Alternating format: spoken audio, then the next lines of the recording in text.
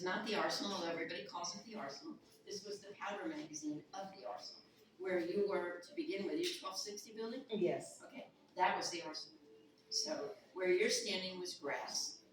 That was the wall that surrounded this building. And this building, that's the entrance to the building, the only entrance to the building.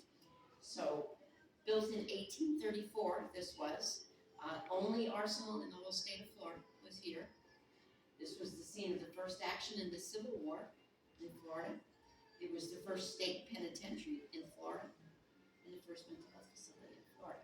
So the four first happened right here. Only 3 buildings remain. This one, the big white building, the administration building, that was the officers' quarters. And the building across the street from it was where they kept the cats. So those are the 3 buildings that are there. I'm going to take you on a quick tour because I know you want to go home. And I have to drive to Tallahassee, so I want to go home too. Right, we all want to go home. Yeah. Any questions you may have? We're open on Tuesdays and Saturdays from 11 to 3. It's free. We do many events. If you're on Facebook, we are on Facebook as well. The Apalachicola Arsenal Museum Historical Society. It keeps everything that you want to know about what's going on here is there, along with some history. I just filed some more history on there. Okay, The nursing very school. good. Okay, awesome. Yeah, just did some history. We had a nursing school here. So we're gonna start, where you see here, where the red brick is. When I first came here, there were trees growing there. And the floor was a dirt floor with wooden 2x4s and there were critters moving. But I went on a tour just like you did. So my class went that way. I went that way. I have a tendency to do that. I don't know why. But it was called the Mattress Factory. Still is referred to at times as the Mattress Factory. So and I'll be back. Okay, we're going this way. Right here you'll see the Dr. Seuss room. This is where we put toddlers and misbehaved adults. We put you in there too.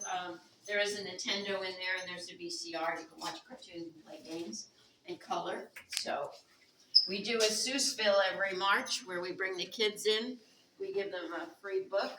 We read to them the book. They do a craft. They see a movie, they get treats, and it's all free. This is the white building, the administration building right here. We just did a grant for that. They're going to be restoring that as well, so you should see that probably. This took 15 years, so I'm sure that'll be probably around the same time. Anyway, part of the wall, when you go back, if you look at it, you'll see a portion of the wall that still sticks out there. Cannonballs are from here. This one, and this one were found here. An arsenal is one that just contains all of the ammunition. Never any fighting here. This one was found in town, buried 6 feet under when somebody was digging for a swimming pool. So we had a shot tower, the tallest building in Florida, right here. This was drawn by a French explorer who came in the 1800s. He drew what he saw.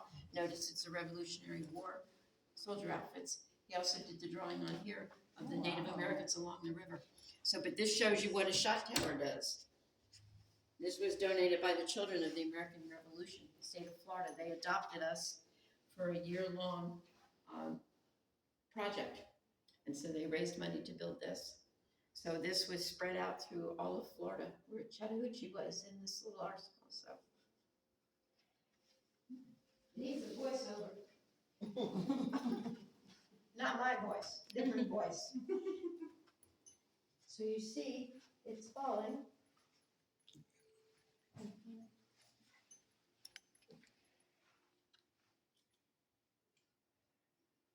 Cannonballs are made the same way.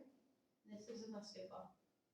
Right there in a shot ball. So over here on one side is the history of the river. On the other side is the history of the Battle of 1817, which is also called the Scott Massacre or the Scott Battle. It started the First Seminole Indian War. Again, lots of reading in the museum. I'm not going to task you with all the reading. You can welcome come back, and I'm not going to read it all to you because I want to go home too. No. Peter Toes is a carver. He's carved trees all along the Trail of Tears. So when the Native Americans were sent to Oklahoma, they followed a route. All along, he's carved a tree. Before he carved a tree, he would do a sample, and that's a sample of the Seminole Indian. Inside the case here is the replica of the bow and arrow and the spear. Bow and arrow is here, the arrows. They're all natural material. The spear is pretty much all except for the arm. But if you notice on the end of it is what? A hoof, right? Set Wow. Just like you hear on TV. Used to be. Now the creeks have their own routes.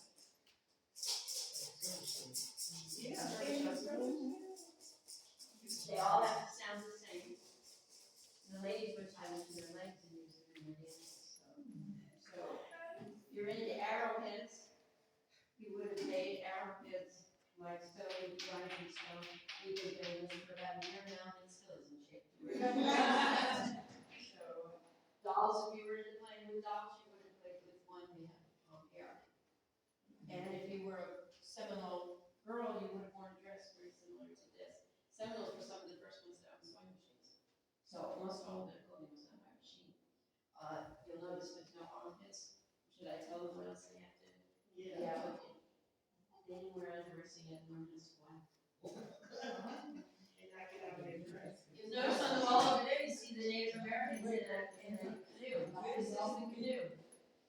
Dugout canoe is right here. It's made by burning out cypress trees. That's what they use. This is one of 400. This is certified 1125 AD. Wow. That's how old that is. It is, yes. One of only 400 discovered. So you'll see some that are in better shape at the State Museum. Also at Trey State Park, they have one. So you can see.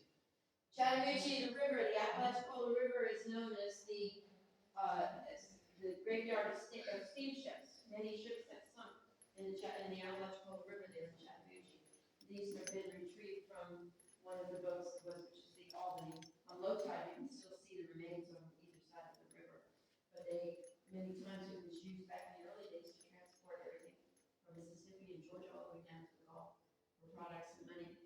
Victory Bridge is over 100 years old. It's still there, not used, but that's more history.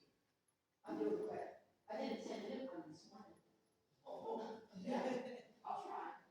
Chairs are from the White House, from the administration building, certified early American. Clock was here. This building's been used for coffin making, for mattress making, and for a sewing room. One of the sewing room ladies came and noted me, and she said, "Did you see the clock?" I said, "What clock?" She said, "Well, we have a clock." I said, "Well, I have a clock." Couldn't find any information on it. She came, she